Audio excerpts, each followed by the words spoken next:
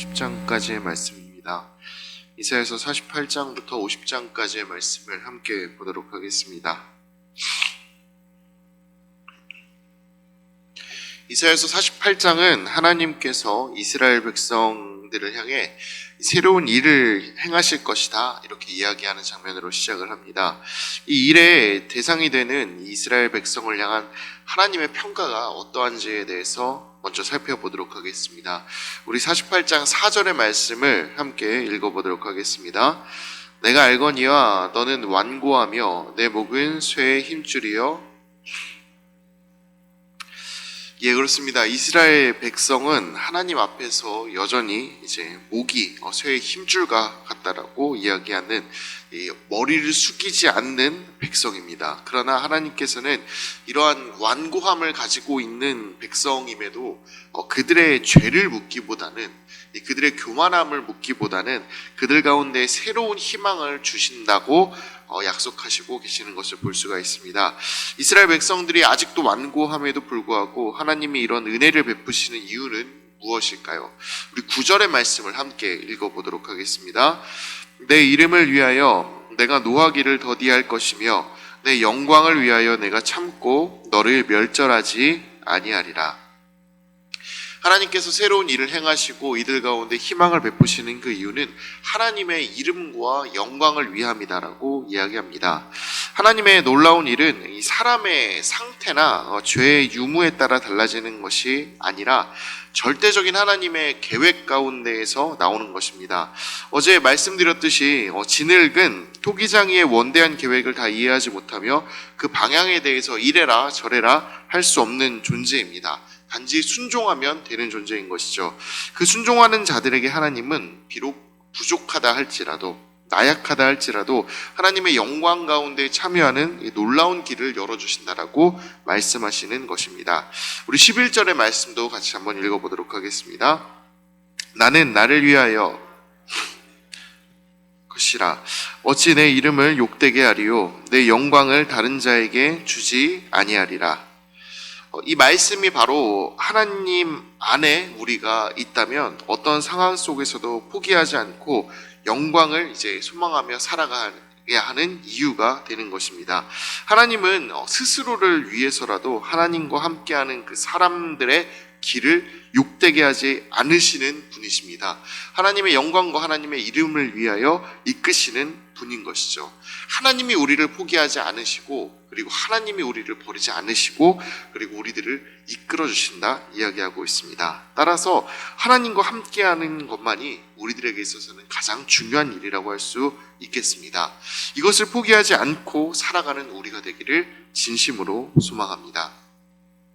49장을 보도록 하겠습니다. 49장은 하나님이 이스라엘을 회복시키시고 이방 가운데의 빛으로 부르신다라고 말씀하시는 장면이 나옵니다. 우리 49장 6절과 7절의 말씀을 함께 읽어보도록 하겠습니다. 그가 이르시되 내가 나의 종이 되어 야곱의 지파들을 일으키며 이스라엘 중에 보존된 자를 돌아오게 할 것은 매우 쉬운 일이라. 내가 또 너를 이방의 빛으로 삼아 나의 구원을 베풀어서 땅끝까지 이르게 하리라.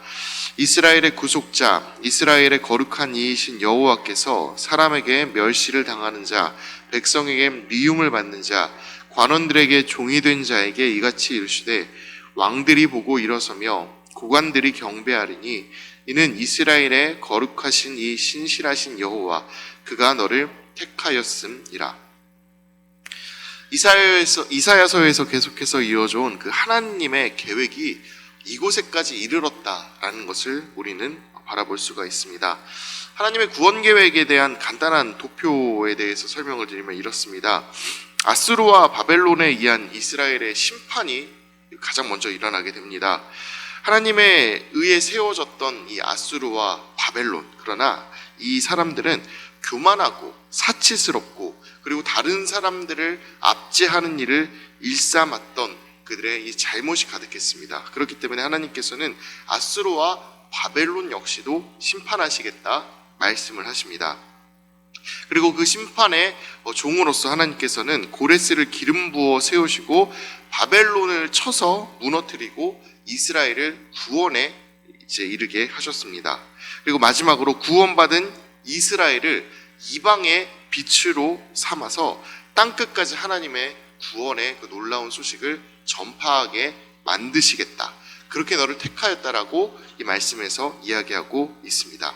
하나님께서는 처음부터 여기까지 계획하시고 이스라엘 백성들을 이끄셨던 것입니다. 순간순간을 살아가는 이 사람들은 하나님이 이렇게 이 사람들을 이방의 빛으로 세우시고 이방의 구원을 전하려고 하는 그 하나님의 기쁜 뜻을 다 알 수 없을 수도 있습니다. 하나님의 그 큰 계획과 그리고 하나님의 시선은 사람의 좁은 시야를 넘어서는 분이시기 때문이죠. 그리고 하나님은 우리가 바라보는 그 작은 일보다 더 큰 것을 바라보시는 분이십니다. 일순간의 고난은 우리에게 아픔을 줄 수도 있습니다. 그리고 우리에게 이 힘듦을 줄 수도 있습니다. 그러나 그 고통이 연단이라면 어떻겠습니까? 우리를 더 강하게 하는 것이며 우리를 비워내는 시간이 되는 것이며 앞으로 나갈 수 있는 힘을 얻게 만드는 순간이 될 수 있는 것입니다. 하나님께서는 이 모든 것들을 통하여 일하십니다. 때로는 우리가 넘어질 것 같은 그 순간에도, 그리고 우리가 그 하나님의 진노 가운데 있다 느껴진다 할지라도 하나님께서는 그 모든 것을 통해 일하고 계시며 우리를 바라보고 계시는 것입니다. 따라서 하나님이 택하신 이들에게 언제나 신실함 가운데 일하고 계시며 더 큰 계획을 이루어 가실 것이라는 것을 항상 신뢰하며 하나님 앞으로 나아갈 수 있는 우리가 되기를 바랍니다. 그리고 하나님이 바라시는 이방의 빛과 같은 존재로 살아갈 수 있도록 하나님 안에 서는 것, 그리고 하나님의 더 큰 계획의 사도로서 살아갈 수 있는 것을 목표로 우리가 함께 살아나갈 수 있으면 좋겠습니다. 다음으로 50장을 보도록 하겠습니다. 50장의 1절을 보면은 어머니라는 표현이 등장을 하는 것을 볼 수가 있습니다. 우리 1절의 말씀을 같이 한번 읽어보도록 하겠습니다. 나 여호와가 이같이 말하노라. 내가 너희의 어미를 내보낸 이혼 증서가 어디 있느냐 하느냐 보라. 너희는 너희의 죄악으로 말미암아 팔렸고 너희의 어미는 너희의 배역함으로 말미암아 내보냄을 받았느니라. 여기서 아버지로 표현되는 분은 하나님, 그러니까 여호와이십니다. 그리고 이스라엘은 자녀라고 표현이 되고 있으며 의문의 어머니가 등장을 합니다. 이 어머니가 누구를 지칭을 하는 것일까요? 이 어머니는 은유적인 표현입니다. 은유적인 표현으로 이스라엘 백성이 살고 있던 예루살렘 성을 말하는 것입니다. 보통 예루살렘 혹은 시온이라고 불리죠. 이 시온은 여성 대명사로 지칭을 하곤 합니다. 또한 땅을 우리는 이제 어머니라고 표현하는 것이 우리에게도 그다지 이제 멀리 느껴지지 않은 이 낯선 표현은 아닙니다. 이 개념에서 생각을 해보면 이 표현은 은유적인 것으로 사람을 지칭하는 것이 아니라 하나님께서 우리가 인식하지 못하는 그런 이제 다른 여신을 말씀하고 있는 것이 아니라 예루살렘을 향하여 그 예루살렘이 너희의 배역함으로 인해서 나에게서 버림을 받았다라고 말씀을 하시는 겁니다. 예루살렘이 이방의 나라의 손 가운데 떨어졌다라는 것을 의미하는 것이죠.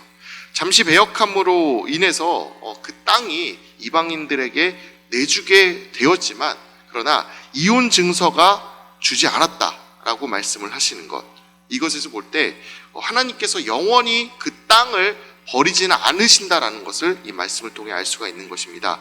율법에서 이혼 증서는 다른 남자와 결혼할 수 있도록 자유롭게 하는 것을 의미합니다. 완전히 자신의 곁에서 이 여인을 떠나보낸다라는 의미인 것이죠. 그러나 하나님께서는 여기서 이혼 증서를 주어서 버리지는 않았다라고 말씀을 하십니다. 그것이 무엇을 의미합니까? 완전히 나의 곁에서 이 땅을 버리지 않는다라는 뜻입니다. 그 백성들과 그 땅을 하나님께서 영원히 버리지 아니하시고 다시 돌아오시게 하시겠다라는 표현을 이렇게 하고 계시는 것이죠. 하나님이 여전히 이스라엘과 그에게 허락하신 그 땅을 포기하지 않으시고 회복시키실 것임을 말하고 있는 말씀으로 받아들이면 되는 것입니다. 그렇게 돌아오게 하실 하나님께서는 이스라엘을 깨우치시는 분이시라고 또한 50장에서는 이야기하고 있습니다. 우리 좀 길지만 50장 4절부터 7절까지의 말씀을 함께 읽어보도록 하겠습니다. 주 여호와께서 학자들의 혀를 내게 주사 나로 곤고한 자를 말로 어떻게 도와줄 줄을 알게 하시고 아침마다 깨우치시되 나의 귀를 깨우치사 학자들 같이 알아듣게 하시도다. 주 여호와께서 나의 귀를 여셨으므로 내가 거역하지도 아니하며 뒤로 물러가지도 아니하며 나를 때리는 자들에게 내 등을 맡기며 나의 수염을 뽑는 자들에게 나의 뺨을 맡기며 모욕과 침뱉음을 당하여도 내 얼굴을 가리지 아니하였느니라. 주 여호와께서 나를 도우심으로 내가 부끄러워하지 아니하고 내 얼굴을 부실도같이 굳게 하였으므로 내가 수치를 당하지 아니할 줄 아노라.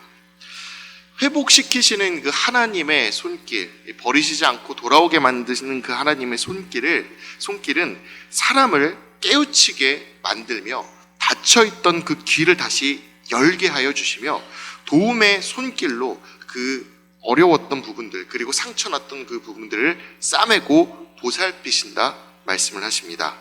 하나님이 이와 같이 죄악으로 넘어지고 힘들어하는 사람들이라도 다시 세우시는 분이심을 우리는 항상 기억했으면 좋겠습니다. 그리고 그 하나님께서 넘어지고 힘들어하는 그 순간에 이렇게 우리를 깨우치시고 다시 세우실 것이라는 것을 신뢰하며 살아갔으면 좋겠습니다. 하나님께서는 택하신 백성들을 향한 이 포기하지 않으심과 깨우치심으로 항상 일하시는 분이십니다. 하나님께서 그렇게 이 백성들을 향해 이스라엘 백성들을 향해 일하셨던 것처럼 지금도 우리를 향해 일하고 계심을 항상 기억하고 그 하나님의 신실하심이 우리의 삶 가운데 있음을 기억하고 항상 하나님 앞으로 나아가 하나님의 그 깨우치심 가운데 거하는 여러분들의 삶이 되기를 진심으로 축복합니다. 항상 우리는 하나님을 향한 신뢰와 순종으로 살아가면 되는 것입니다. 그것이면 충분합니다. 하나님 앞에 언제나 신뢰함으로 또한 순종함으로 함께 나가기를 바랍니다. 이제 이사야서 48장부터 50장까지의 말씀을 경청하도록 하겠습니다. 주의 말씀은 내 발의 등이요 내 길의 빛이십니다. 아멘.